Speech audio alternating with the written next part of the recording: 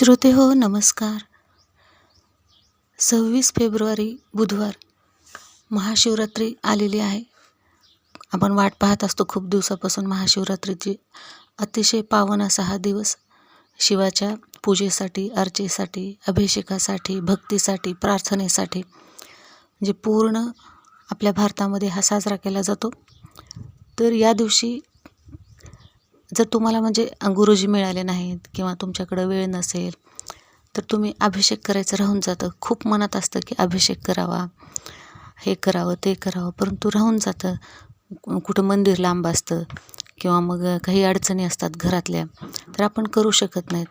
तर त्याच्यासाठी काय करावं, कुठल्या पद्धतीने अभिषेक करावा हे मी तुम्हाला आज सांगणार आहे. तर बघा, अभिषेक करता येतात तुम्हाला. तांदळाने करता येतो, बिल्वपत्राने करता येतो, दुर्वाने करता येतो, काळ्या तिळांनी करता येतो, गाईच्या दुधाने करता येतो आणि दर्भाने सुद्धा करता येतो. तुम्ही तुमच्या घरी शिवपिंडीवरती सुद्धा हा अभिषेक करू शकता. हातामध्ये एक एक बिल्वपत्र घ्यायचं, व्हायचं किंवा तांदळाच्या अक्षता वाहत वाहत तुम्ही करू शकता. आता हा अभिषेक करताना काय करायचं आहे, तर अर्जुनाने जे लिहिलेलं आहे, एक स्तोत्र लिहिलेलं आहे, ते स्तोत्र म्हणत म्हणत किंवा त्याचा ऑडिओ ऐकत ऐकत हे तुम्हाला अभिषेक करायचा आहे. जर तो तुम्हाला उपलब्धच नसेल किंवा मिळाला नाही तर तुम्ही ओम नमः शिवायचा जप करत करत सुद्धा हा अभिषेक करू शकता.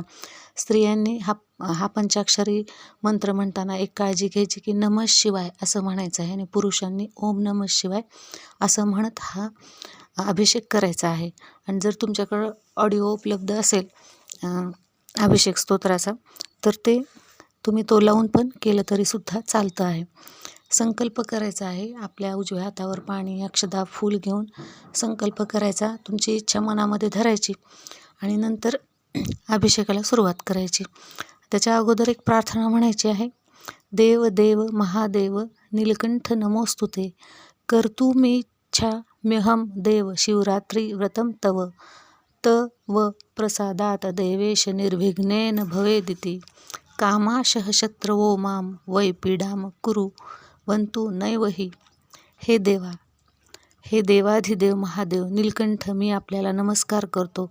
हे ईश्वरा, मला आपले शिवरात्री व्रत करण्याची इच्छा आहे. हे ईश्वरा, मला आपले शिवरात्री व्रत करण्याची इच्छा आहे.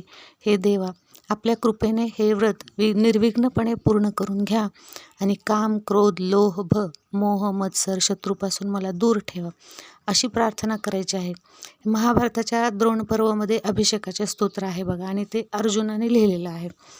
तर तुम्हाला उपलब्ध असेल तर त्याने करा, नाही तर मग तुम्ही ओम नमः शिवायचा किंवा नमः शिवाय असा जप करत करत पण हा अभिषेक करू शकता. तांदळाने, बिल्वपत्रांनी, दुर्वानी, काळे तिळांनी आणि दूध किंवा दर्भाने याच्यापैकी एक जरी तुमच्याकडे उपलब्ध असेल तर त्यांनीसुद्धा तुम्ही करू शकता. एक ते स्तोत्र संपेपर्यंत किंवा तुमच्या मनाने ठरवा की तुम्हाला किती जपसंख्या करायची आहे त्याच्यानुसार.